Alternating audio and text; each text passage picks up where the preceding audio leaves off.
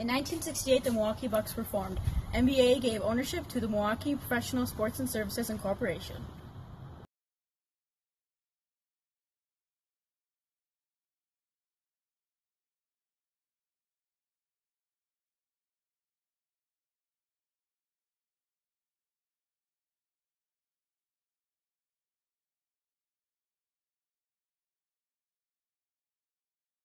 On this day, the Milwaukee Bucks won their first and only championship. 1976 and 1980 were transition years for the Milwaukee Bucks. They were sold to Jim Fitzgerald and several partners in 1976.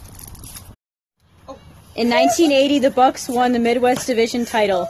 They moved to the Eastern Conference's Central Division shortly after. There, they would win 6 straight division titles. Within these years, the Bucks became continuous Eastern Conference contenders.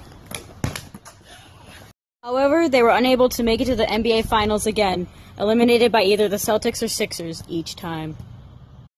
In 1985, Jim Fitzgerald sells the Bucks to Senator Herb Kohl, who buys the Bucks to keep them in Milwaukee.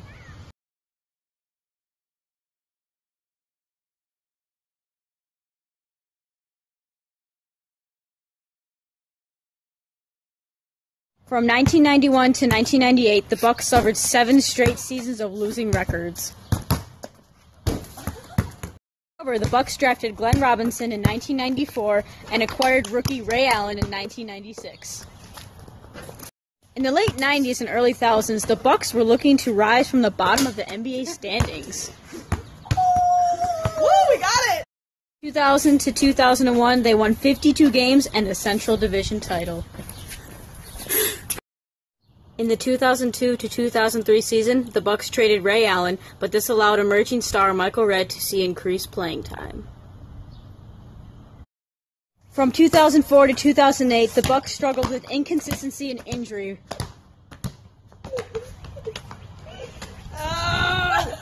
However, in this downtime, Michael Redd was turned into an all-star and the perimeter shooting threat. He was the new face of the franchise.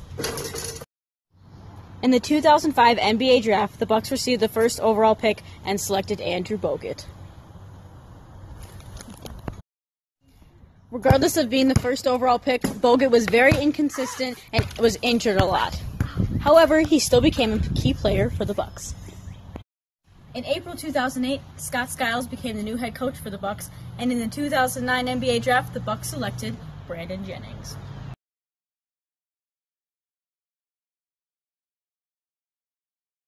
At the beginning of this season, the Bucks had low playoff expectations. However, they still clinched their playoff berth on April 6, 2010. Fear the deer! Fear the deer! During this time, the Fear the Deer phrase started. It became a rallying cry in the NBA playoffs for the Bucks. After only 32 games of the 2012-2013 season, the Bucks fire Scott Skiles.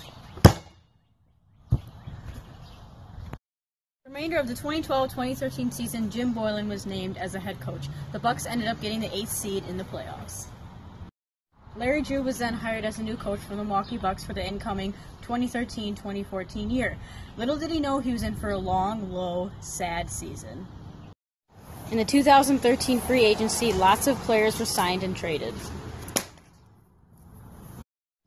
Essentially, by the start of the 2013-2014 season, the Bucks had only 4 players on their roster from the previous season. At the end of this season, the Bucks finished with a record of 15 wins and 67 losses, the worst in the league and in team history.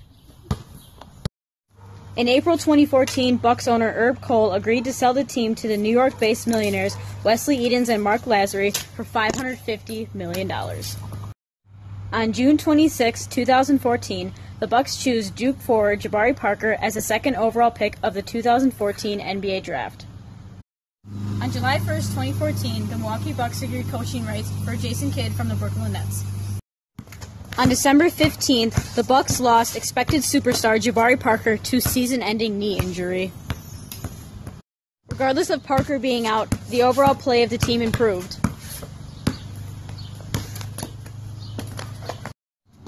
On December 26th, the Bucks beat the Atlanta Hawks for their 15th win, matching their win total of the previous season just 30 games in. The Bucks beat the Sacramento Kings on February 11th for their 30th win of the year. By completing this feat, the Bucks became the first ever NBA team to double their win total from their previous season before the All-Star break. The Bucks ended up making it to the playoffs this year, but lost in the first round in 6 games to the Chicago Bulls. On April 13th, the Milwaukee Bucks unveiled new primary and secondary logos along with a new color scheme. These new colors and logos will be used as the team transitions into the 2015-2016 season. The recent changes to the Bucks franchise, including the new ownership, coaches, logos, and acquiring young players to rebuild the team, help create the new slogan, Own the Future.